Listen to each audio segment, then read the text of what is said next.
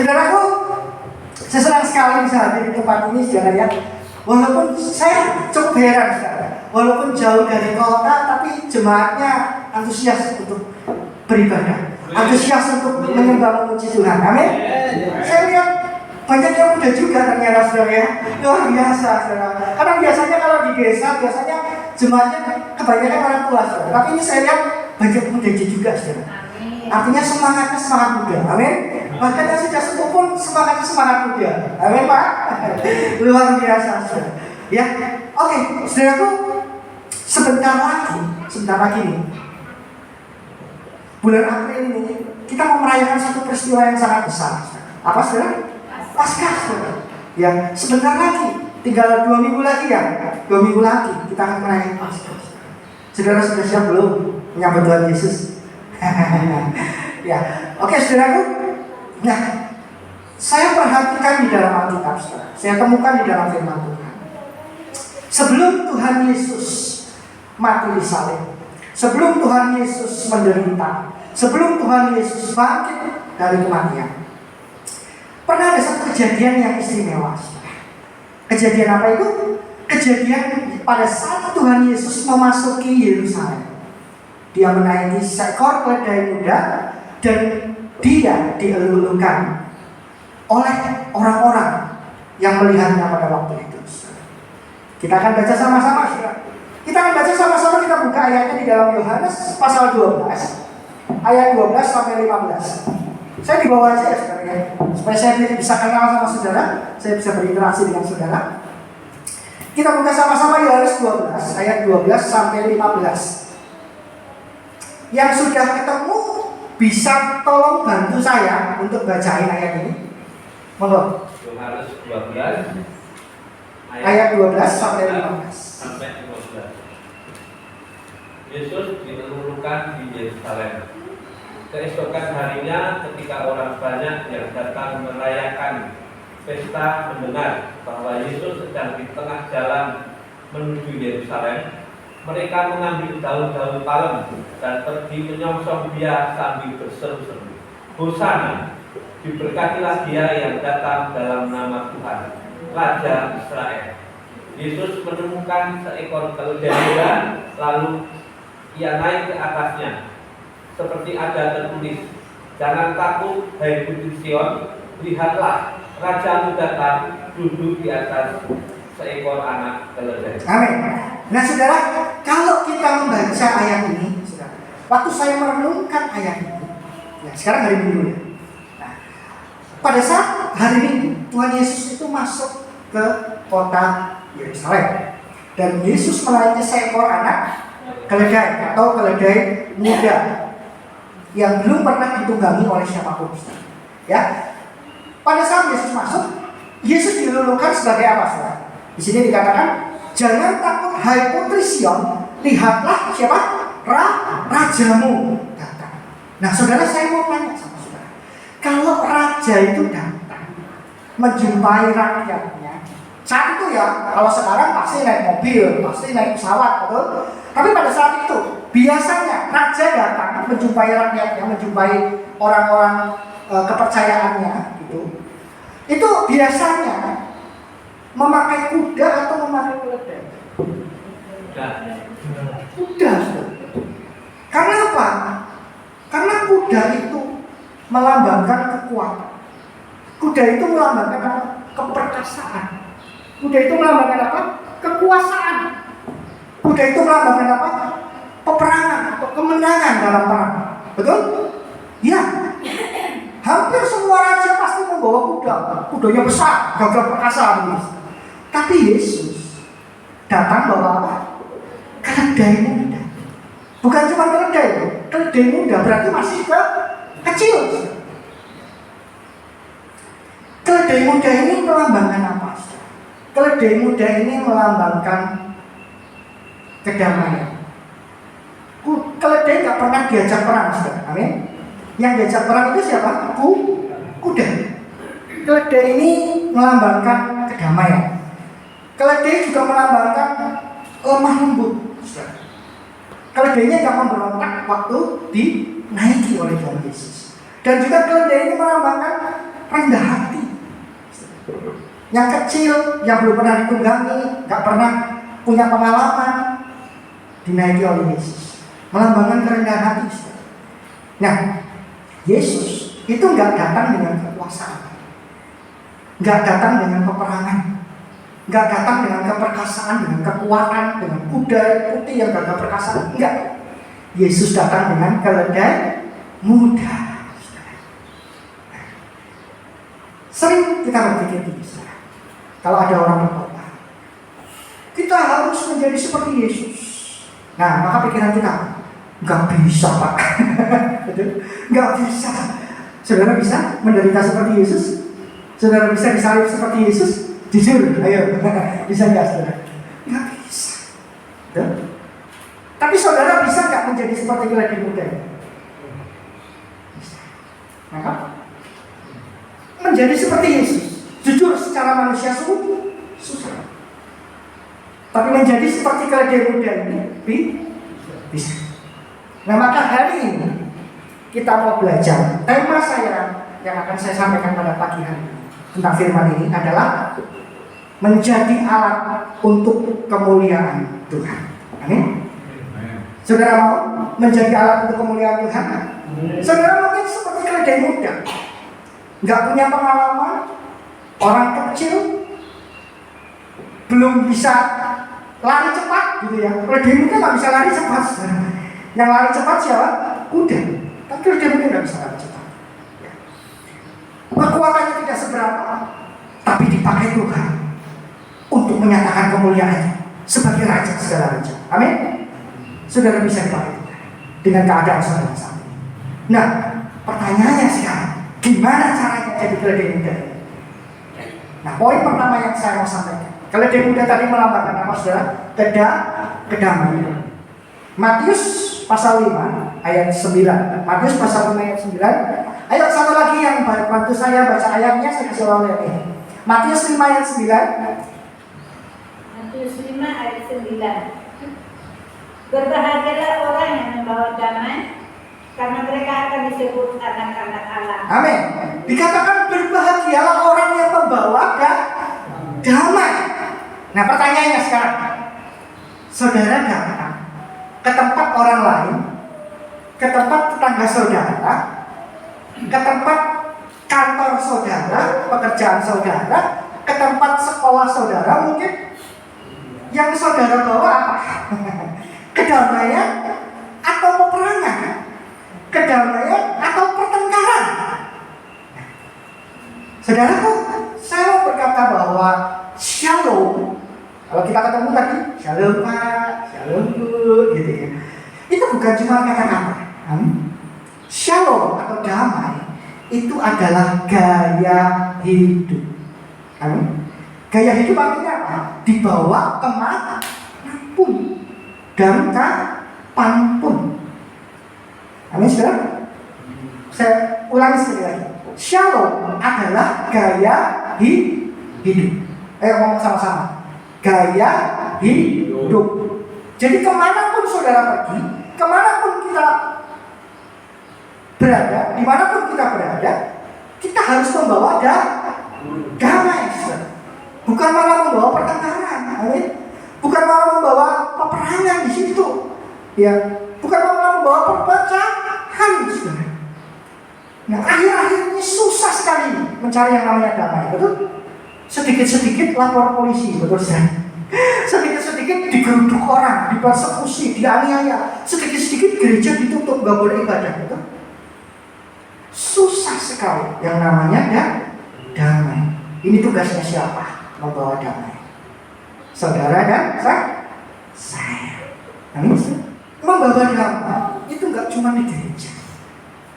Membawa damai itu juga di rumah, juga di jalan. Siapa di sini yang kesini bawa motor? Bisa kanan? Nah, oke. Pak, namanya siapa Pak? Namanya siapa? Siapa? Pak Hari. Ari.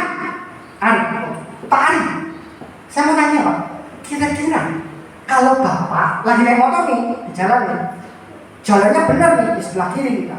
Ya, nggak jalan di sebelah kanan loh ya, jalan di sebelah kiri. Udah benar, udah ngikutin lalu lintas, rambu-rambu lalu lintas ya. Tiba-tiba nih ada yang nyalip bapak, spion bapak ketabrak, pecah. Gitu. Kira-kira bapak marah-marah, bapak lompat-lompat kejar, suruh ganti, atau bapak ya sudahlah nggak apa-apa, puji Tuhan lah, nanti stop Tuhan gantikan. Kira-kira yang mana pak? Gak apa-apa, jujur aja. Kalau spionnya diserahkan sampai pecah, padahal bapak udah benar nih. Kira-kira marah, kejar orangnya, atau marah? Enggak, marah aja. Besoknya masih marah enggak? Udah enggak ya? Oh ya, puji Tuhan Pak. Berarti bapak melakukan firman Tuhan. Boleh marah, jangan sampai matahari terbenam. Amin. Lalu saudara, marah itu boleh, saudara. Tapi jangan sampai keterusan. Amin. Marah itu boleh, yang nggak boleh apa? Marah. Ngerti nggak? Marah boleh sekali aja, gitu. Besoknya udah nggak lagi. Nah itu orang yang dikuasai oleh kedamaian. Kalau hati kita damai, mungkin pada saat itu kita terpacu emosi. Aku sebenarnya kok ditabrak gitu. Semua orang pasti begitu, saudara. Tapi saat kita mulai diliputi oleh kedamaian, kita mendoakan orang itu, Tuhan ampuni dia. Dia nggak tahu apa yang dia lakukan. Loh betul nggak? Yesus berdoa begitu nggak? Iya. Ngerti saudara? Itu adalah orang yang membawa damai, saudara. Nah ini yang poin pertama. Kita bawa damai kemanapun kita berada dan kapanpun kita berada. Ya. Lalu poin yang kedua, saudara. Kelemah lembutan. Keledai tadi melambangkan apa? Kelemah lembutan. Nah, ada orang yang salah ngertiin kelemah lembutan, saudara. Dikiranya kelemah lembutan itu kelemar-kelemar, saudara. Ya, ibaratnya kalau kita itu dorong pintu, bukan pintunya yang terbuka, kita yang jatuh, saudara ya. Nah, ibaratnya gitu, kelemar-kelemar, ya, saudara. Atau bisa juga kelemah lembutan diartikan ngomongnya nyaris tak dengar, gitu saudara. Lemah lembut begitu, saudara ya. Ada juga orang yang mengartikan bahwa lemah lembutan itu adalah kemayu. Tahu saudara tahu kemayu? Di TV banyak, saudara ya. Laki-laki tapi seperti perempuan, saudara. Nah, bukan, saudara. Lemah lembut itu bukan seperti itu. Apa arti lemah lembut menurut kita? Apa arti lemah lembut menurut kita? Saya belajar arti lemah lembut menurut Alkitab adalah karakter yang penuh kasih.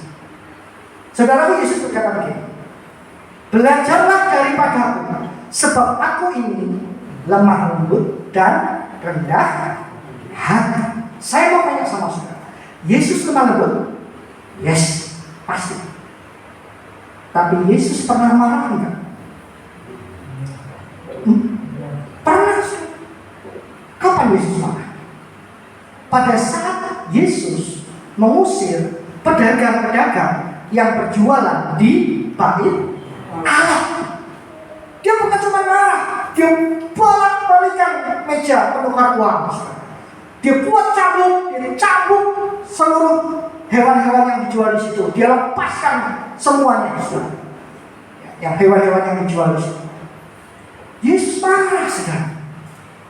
Jadi lemah lembut itu bisa marah enggak? Bisa. Saya mau tanya sama saudara. Yesus itu lemah lembut enggak? Ya. Tapi Yesus itu pernah berbicara keras tidak? Bicaranya keras, nyinggung. Bicaranya nohok hati kita. Pernah nggak? Pernah. Apa? Saat Yesus ngomong sama orang Farisi dan orang Saduki, Yesus bilang apa? Hai kamu keturunan ular beludak, siapakah yang memberitahu kepadamu bahwa kamu dapat menghindari murka Allah yang akan datang? Betul? Orang Farisi dan orang Saduki bilang, hai kamu keturunan keturunan ular budak. Wow, keras sekali perkataan Yesus. Tapi ingat, bukan karena marahnya, bukan karena kerasnya Yesus dibilang lemah lembut, tetapi karena kasihnya. Saudaraku, Anda bisa saja marah sama anak saudara. Anda bisa berkata keras kepada anak saudara atau kepada saudara Anda sendiri atau kepada orang lain. Anda bisa berkata keras, Anda bisa marah. Tetapi yang terutama, perbuatan itu dilandasi oleh apa? Kasih. Nah, siapa kasih ini yang bawa anak kecil? Selain Pak Helmi, ada? Pak Helmi aja ya? Ada? Oh ada, Bapak. Pak, namanya siapa? Ya? Selamat. Oh iya, Pak Selamat. Pak Selamat, anaknya umur berapa, Pak? Itu cucu. Oh cucu. Oh ya, yang bawa anak berarti cuma Pak Helmi aja. Ya, saya tanya ke istrinya aja. Ya, tadi masih kecil ya, sekarang istrinya. Mbak Sari ya? Mbak Sari, anaknya yang kecil umur berapa, Pak? 4. Oh iya. Kalau tiba-tiba nih, udah dibilangin, kowe nek dolan, ojo ado-ado. Neng kene wae. Neng pokoke neng pelataran ora itu neng dalan. Tiba-tiba nek Mbak Sari nyelono lari ke jalan, hampir ketabrak mobil. Mbak Sari tarik anak itu. Kira-kira Mbak Sari marah nggak sama anaknya? Hampir ketabrak mobil. Marah pasti. Marah. Bahkan anaknya digebukin mungkin. Karena tahu saya juga punya anak kecil, saudara. Anak saya umur 1 tahun. Anak saya umur 1 tahun sama umur 6 tahun, saudara. Kalau anak saya marah, anak saya bandel, anak saya nggak mau nurut, saya marahin. Kalau masih bandel, tak gebukin. Loh iya, betul nggak? Iya, saudara. Kenapa kita marah sama anak kita saat mereka bandel, nggak mau nurut? Karena kasih. Loh betul nggak? Kalau Anda nggak marah, berarti Anda nggak mengasihi dia, betul nggak? Hampir ketabrak mobil loh. Kok nggak dimarahin? Kok nggak dikasih tahu? Ngerti sama ini? Yesus itu karena kasihnya dia marah. Yesus itu karena kasihnya dia berkata keras. Demikian juga kita di sini. Kalau kita punya hati yang lemah lembut, omongan kita boleh keras, omongan kita boleh tegas. Saya suka sama Pak Hadi, Pak Yohanes, kalau khotbah berapi-api sih. Wah, berapi-api sekali, membangkitkan semangat, membangkitkan iman. Kalau saya gini jalan ya, santai, yang penting jemaat ngerti. Amin. Nah, saya senang. Mereka tegas, keras kalau ngomong, saudara. Bahkan kalau perlu nantang, ayo siapa yang mau? Gitu, ya. Gak apa-apa, masing-masing orang punya karakter. Yang penting apa, saudara? Kasih. Saudara punya kasih, saya juga punya kasih. Gaya kita berbeda, dasarnya sama, kan? Kasih. Jadi orang yang lemah lembut adalah orang yang karakternya penuh dengan kasih. Amin. Nah, poin kedua adalah lemah lembut, penuh dengan kasih. Poin ketiga, menjadi seperti keledai muda. Poin yang ketiga adalah menjadi orang yang rendah hati. Nah ini juga susah. Kenapa susah?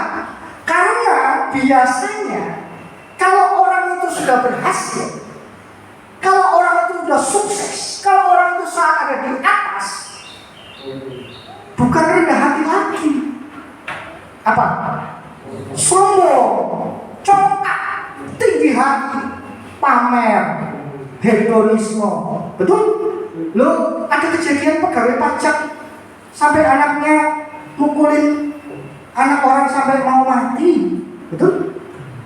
Ternyata orang tuanya suka pamer harta. Ini susah. Bahkan diselidiki lagi, ini berita terakhir yang saya lihat. Ada transaksi sampai 300 triliun. Loh, di Direktorat Pajak. Transaksi apa ini? Nah, sudah di atas, orang kalau sudah punya, orang kalau sudah berhasil, kecenderungannya menjadi sombong. Ayo kita lihat firman Tuhan. Yakobus 4 ayat ke-6. Kita baca sama-sama ya. Yakobus 4 ayat ke-6. Kita baca sama-sama ya. Siap? 2, 3. Tetapi kasih karunia yang dianugerahkannya kepada kita lebih besar daripada itu. Karena itu ia katakan, Allah menentang orang yang congkak, tetapi mengasihani orang yang rendah hati. Saudara, kenapa Allah menentang orang congkak? Kenapa Allah gak suka orang sombong? Saudara, kenapa? Pertanyaannya, loh kok bisa Allah gak suka orang congkak? Bukankah Allah mengasihi semua orang? Nah gitu ya kira-kira. Kenapa Tuhan gak suka menentang orang sombong? Nah, karena orang congkak, orang sombong itu gak pernah bertobat, gak pernah mau mengakui kesalahannya. Amin. Dia pikirnya dia selalu benar, tidak pernah mau mengakui kesalahan, tidak mau bertobat, tidak mau berbalik dari jalannya yang jahat. Itu sebabnya Allah menentang orang congkak. Contohnya siapa? Saudara ingat, mungkin film tahun 90-an mungkin ya. Satu film yang sangat terkenal sekali tentang kapal yang besar yang tenggelam. Ingat judulnya filmnya? Apa? Titanic. Nah, perancang dari kapal ini namanya adalah Thomas Andrew. Saudara, perancangnya adalah Thomas Andrew. Dia pernah berkata begini waktu diwawancara, ya. Dia berkata begini, saudara. Tidak ada yang dapat menenggelamkan kapal ini. Bahkan Tuhan sekalipun tidak bisa menenggelamkan kapal ini. Alangkah congkaknya, alangkah sombongnya, saudara. Dia berpikir bahwa dia lebih hebat dari Tuhan, sehingga bahkan Tuhan pun tidak bisa menenggelamkan kapal ini. Tapi apa yang terjadi, saudara? Pada saat kapal itu menabrak gunung es, kapal itu karam dan tenggelam. 1.500 orang mati, termasuk perancangnya, si Thomas Andrew. Kenapa? Karena Allah menentang orang congkak. Amin. Allah menentang orang congkak. Tetapi apa dikatakan? Gak cuma sampai di situ ayatnya tadi. Mengasihani orang yang apa? Rendah hati. Kita akan baca orang yang rendah hati. Kita akan baca sama-sama di dalam Matius pasal 8 ayat ke-5 sampai ke-8. Matius pasal 8 ayat ke-5 sampai ke-8. Saya akan bacakan bagi saudara. Ketika Yesus masuk ke Kapernaum, datanglah seorang perwira mendapatkan dia dan memohon kepadanya, "Tuan, hambaku terbaring di rumah sakit karena sakit lumpuh dan ia sangat menderita." Yesus berkata kepadanya, "Aku akan datang menyembuhkannya." Tetapi jawab perwira itu kepadanya, perhatikan, "Tuan, aku tidak layak menerima Tuan di dalam rumahku. Katakan saja sepatah kata, maka hambaku itu akan sembuh." Sudah perhatikan saya. Yang berkata begini, itu bukan prajurit biasa, bukan prajurit yang jaga pos, bukan prajurit yang lagi baris berbaris. Bukan, saudara. Yang berkata ini siapa? Perwira. Kalau kita samakan dengan sekarang, ya mungkin dia jabatannya sekelas dengan Kapolres, gitu, saudara. Ya, membawai satu pasukan yang besar. Nah, perwira ini berkata, "Tuan, aku nggak layak Tuan datang kepada saya." Kalau perwira tentara Romawi, saya mau tanya, rumahnya kira-kira besar apa enggak? Besar, saudara. Besar. Gak ada perwira yang rumahnya kecil, betul? Semua rumahnya besar. Layak gak menerima Tuhan? Layak. Tapi dia merendahkan hati, amin.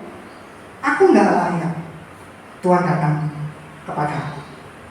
Tetapi bersabdalah sepatah kata saja, maka hambaku itu akan sembuh. Itu loh orang yang rendah hati. Dia punya kemampuan, dia punya kekayaan, dia punya kuasa, dia punya power. Bahkan kalau mau dia bisa paksa untuk orang datang ke rumahnya, betul? Dia bisa paksa orang, dia bisa interogasi orang, betul? Dia punya kekuasaan untuk itu. Tapi dia enggak.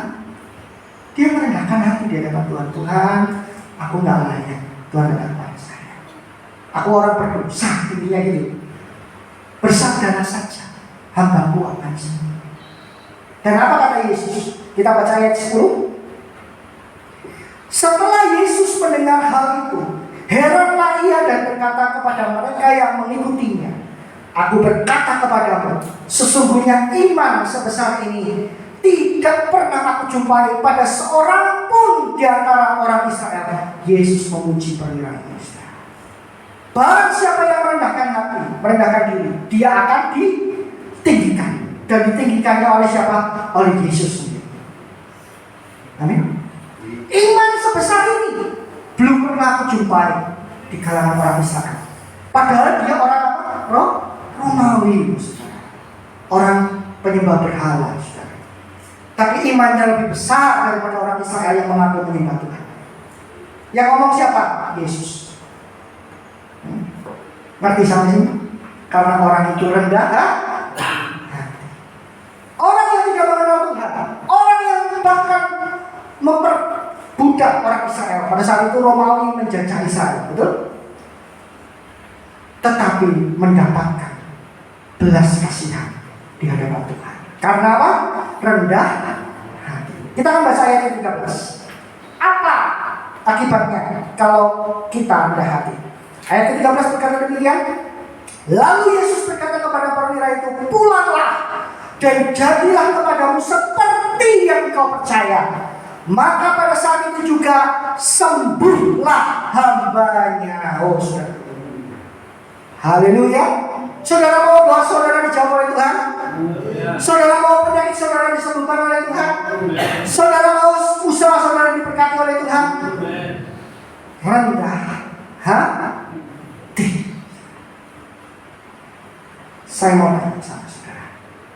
Kalau saudara bekerja atau saudara misalkan saudara datang ke suatu tempat, saudara mau membeli sesuatu, pemilik tokonya dengan berkata tinggi, berkata begini, Pak, misalkan saudara menawar harga, Pak, boleh nggak harganya misalkan dari 1.000 saudara tawar 500 misalkan.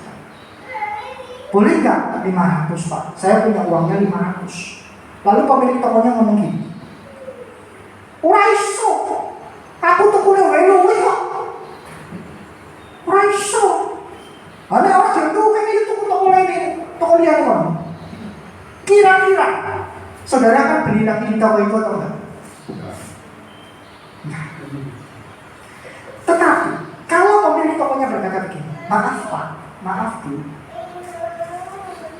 belum bisa, karena saya belinya lebih mahal. Jadi saya jualnya 1.000. Saya juga harus membiayai karyawan saya.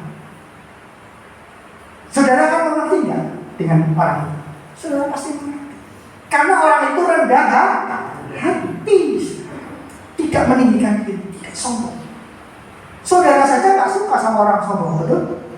Apalagi Tuhan. Siapa kamu di hadapan Tuhan? Sebutir debu. Amin. Nggak ada apa-apanya. Apa yang kita sombongin di hadapan Tuhan? Oleh karena itu mari mulai hari ini belajar untuk merendahkan hati di hadapan Tuhan. Poin terakhir, poin keempat. Kita akan berdoa sama-sama. Keledai muda itu taat kepada Tuhan. Nah, kalau misalnya Tuhan Yesus naik ke atas keledai muda nih, belum berpengalaman nih. Keledai muda itu merasa, ini sama numpai aku. Sembarangan wae. Kok mantati aku? Kok aku kok didadike tunggangan? Sopo kowe? Nah, dia memberontak, dia jadi liar. Tuhan Yesus dilempar misalkan ya. Kira-kira dia jadi alat enggak bagi kemuliaan Tuhan? Enggak. Ya dia cuma jadi keledai biasa, betul? Dia nggak ikut disorak-sorai, nggak ikut dilulukan, betul? Tapi keledai ini mau taat. Oh, ada Raja yang datang, ada Tuhan yang datang, Yesus Mesias naik ke atas bumi. Wah, luar biasa. Aku yang nggak terkenal, aku yang bukan siapa-siapa, dinaiki oleh Tuhan Raja segala macam. Dia jalan lewat jalan di Yerusalem, dilulukan. Wah, Hosana bagi Raja, Hosana bagi Raja, terpujilah Tuhan, dilulukan. Ikut dapat kemuliaannya enggak? Ikut sudah. Padahal nggak ngapa-ngapain. Betul? Yang nyembuhkan orang siapa? Yesus. Yang membangkitkan Lazarus siapa? Yesus. Lah pemuda ini ngapain? Nggak ngapa-ngapain. Cuma menyediakan diri taat. Nurut. Yesus mau ajak kemanapun, nurut sama Yesus. Ibrani pasal 11 ayat 8. Demikian firman Tuhan. Karena iman Abraham taat. Ketika ia dipanggil untuk berangkat ke negeri yang akan diterimanya menjadi milik usahanya, lalu ia berangkat dengan tidak mengetahui tempat yang ia tujui. Nah, saudaraku, ayat ini aneh, saudara. Tuhan tiba-tiba berfirman sama Abraham. Abraham harus pergi, ninggalin negerinya, menuju ke tempat yang bahkan dia sendiri nggak tahu mau kemana. Saudara bisa bayangkan nggak? Bapak tadi siapa namanya, Pak? Pak Slamet ya. Pak Slamet nih. Misalkan tiba-tiba ya. Ini ada kata aja ya, ada kata. Pak Slamet ini dengar suara gitu. Ya, lagi sendirian di kamar. Terus Pak Slamet dengar suara gitu. Selamat. Saat ini juga pergilah dari negerimu, dari sanak saudaramu, dari rumah bapakmu ke negeri yang akan kutunjukkan kepadamu. Jadi Pak Slamet disuruh pergi dari Indonesia, keluar dari rumah bapak, bahkan dari Indonesia keluar dari negeri ini ke negeri yang nggak tahu kemana. Pak Slamet jalan. Kira-kira pikiran Pak Slamet gimana kira-kira? Iki tenanan ora. Iki suara Tuhan apa suara hantu ini? Betul nggak? Loh, tiba-tiba Tuhan berfirman begitu loh. Nggak kasih tahu dulu sebelumnya. Abraham, nanti ya kamu harus percaya kepadaku, kamu harus beriman kepadaku, kamu harus percaya kalau aku berkata kamu. Enggak loh. Tuhan tuh langsung ngomong gitu loh. Abraham, pergilah dari negeri ini, dari sanak saudaramu, dari rumah bapakmu, ke negeri yang akan kutunjukkan kepadamu. Ke negeri mana? Gak tahu. Suruh jalan aja, pokoknya jalan aja. Kamu suruh ke kanan, kamu suruh ke kiri. Gak ngerti kemana. Yes, pokoknya pasrah bohongan, kata orang Prancis sih gitu sebenarnya. Pasrah bohongan, gak ngerti kemana. Yes, pokoknya manut gitu. Nah, saudaraku, pokoknya taat gitu. Nah, saudaraku, kalau kita jadi seperti Abraham, saya percaya nggak ada seorang pun di antara kita yang bisa. Amin. Suruh ninggalin Indonesia nggak tahu kemana, ya nggak bisa. Ninggalin kerjaan, ninggalin keluarga, ya nggak bisa, betul nggak? Tapi Abraham taat. Nah, kita mau belajar. Abraham itu taat dengan firman Tuhan. Nah, saya mau tanya sama sekali lagi. Seberapa banyak kita sudah pernah dengar firman Tuhan? Seberapa banyak kita sudah kebaktian? Seberapa banyak dalam hidup kita udah baca Alkitab?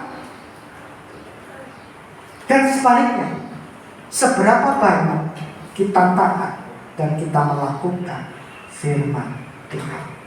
Saya mau tanya jujur sama saudara, ada nggak kira-kira 50%? 50% ada? Dari Alkitab, dari firman Tuhan, ada nggak? Saya percaya nggak ada. Bahkan Pak Pendeta sekalipun mungkin, saya percaya belum nyampe 50%. Jadi misalkan nih, Tuhan berkata, kasihilah musuhmu, berdoa bagi orang yang membenci kamu. Hah? Ngasih musuh? Tenang nih. Pasti manusia kita nggak bisa menerima, betul? Berapa banyak kita taat? Bahkan mungkin saya sendiri pun nggak nyampe 1% mungkin sendiri. Di antara saudara kita ini nggak nyampe 1% saya taat. Tapi mulai hari ini saat kita mendengarkan firman ini, yuk kita belajar sama-sama, kita mau taat kepada Tuhan. Amin. Yuk, apa yang kita dengar, mulai dari hal yang sederhana. Dari saat kita ada di gereja, saat kita ada di rumah, saat kita ada di jalan, dimanapun kita berada, ayo kita mulai taat sama firman Tuhan. Tuhan berkata apa, kita taat. Tuhan berkata gini, kita ikuti. Tuhan berkata kamu ke sana, kita ikuti. Amin. Kita mau belajar untuk taat. Kita mau belajar untuk mendengar firman Tuhan, melakukan firman Tuhan, supaya kita jadi orang-orang yang diberkati, yang berbahagia, dan Tuhan menjawab setiap doa kita. Amin, saudaraku. Mari kita akan sama-sama kita mau menyanyikan satu lagu yang tadi saja. Saya akan berikan satu kesimpulan terakhir, saudara. Ya, menjadi alat untuk menyatakan kemuliaan Tuhan akan terjadi, pasti terjadi dalam hidup kita kalau kita membawa kedamaian. Tadi poin pertama, kedamaian, kelemah lembutan, kerendah hatian, dan kita mau taat kepada firman-Nya. Amin. Kita